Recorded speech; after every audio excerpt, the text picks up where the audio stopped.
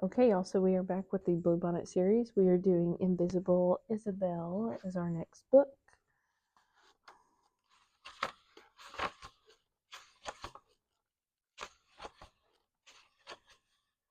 Home. Isabel Bean was a small, quiet girl who lived in a little gray house on Maple Lane. There was a square patch of lawn in front and an old pine tree you could climb. Although you'd get covered in a sticky sap if you did, inside were Mama and Papa and 5 rowdy brothers and sisters who shook the very walls of the little gray house with havoc and hubbub and hullabaloo. Isabel Bean was not a fan of havoc, hubbub, or hullabaloo. The Bean family. Irene and Ileana were the oldest teenagers already. Their room was filled with music and squabbling and screeching and laughing, and potions and lotions and tins of makeup, and all sorts of glamorous, gossipy drama.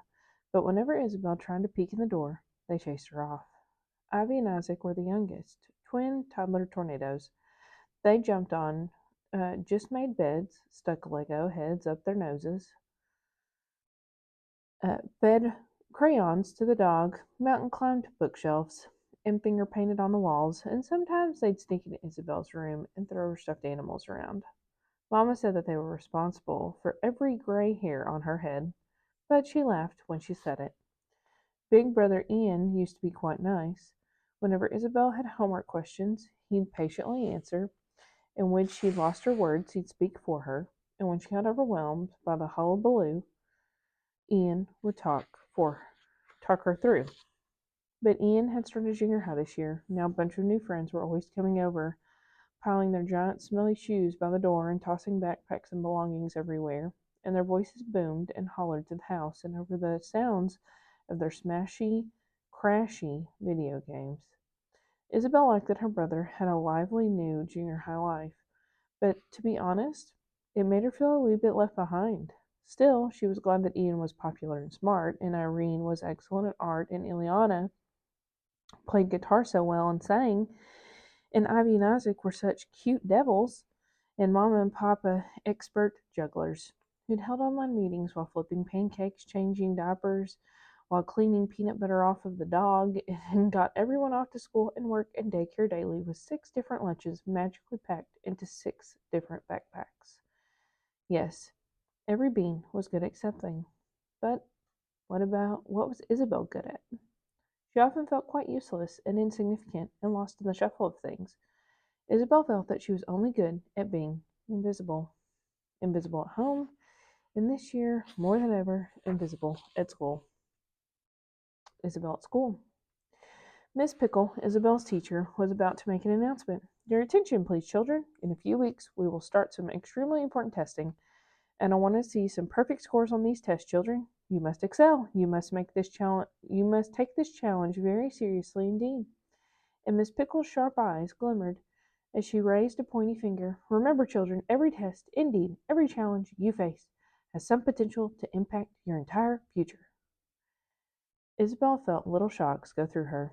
She pictured her entire future as something at the end of a tunnel, dark and unknowable, with a scary yawning mouth that could swallow her whole. Isabel shivered. Miss Pickle continued, pacing in her pointy shoes. We will make good use of the next few weeks to practice, practice, practice, and we will work hard, class. You will prepare. And when the big test day finally comes, you must get lots of sleep, you must eat a nutritious breakfast, and you must arrive in class bright-eyed and bushy-tailed. Bright-eyed and bushy-tailed. Isabel forgot about the scary tunnel for a moment. The kids in her class did not have bushy tails. Did Miss Pickle think that they were squirrels or something? And she let out a tiny, nervous hiccup of a giggle. Monica Hicks turned around and shushed her. Monica Hicks was new to the school this year. She liked to shush Isabel, and she did it often. She also liked to instruct and explain things to her, as if she were a simple-headed baby. Isabel tried not to mind because Monica clearly enjoyed doing that shushing, instructing, and explaining, and Isabel wanted to please Monica more than anything. She wanted to be friends. So she offered a hopeful smile, and Monica only scolded. Oh boy, Isabel thought. Will I ever win her over?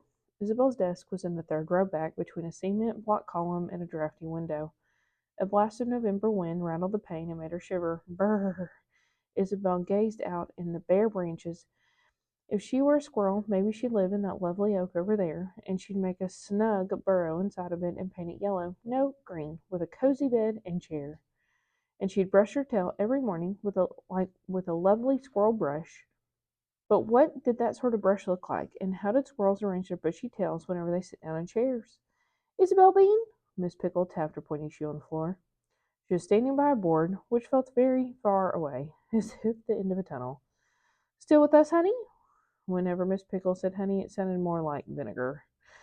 Isabel smiled her hopeful smile again, the one she practiced in the mirror at home so people would know that she was nice and good and friendly, and she was always trying her very shiny best, even if it didn't seem like it at the on the outside sometimes. Miss Pickle ignored Isabel's hopeful smile, and she turned around and wrote a word on the board in big, bold letters. Testing. Isabel imagined those big, bold letters lifting up, up, up off the board and into the air on dusty, evil, fluttering wings, and she pictured them becoming a worthy moth that flapped right at her. The worthy moth hissed in her ear in a vinegar voice, "You will fail that test." And then it flew right inside her. It entered the pit of her stomach and fluttered around in there painfully, and Isabel started to rock back and forth, not much, just a little, and she often rocked whenever a new worry moth appeared. And when it seemed as if worry moths were appearing more and more often these days, creak went the back leg of her chair. Creak! The chair sounded worried too. And Monica Hicks' hand shot up into the air. Miss Pickle, Isabel's being disruptive. Miss Pickle put her hands on her hips and sighed. Let's try to keep perfectly still in our seats, shall we? Oh dear, better tuck in, shrink down. Don't make a sound. Be invisible, Isabel. This year, invisible like the only way that she could be.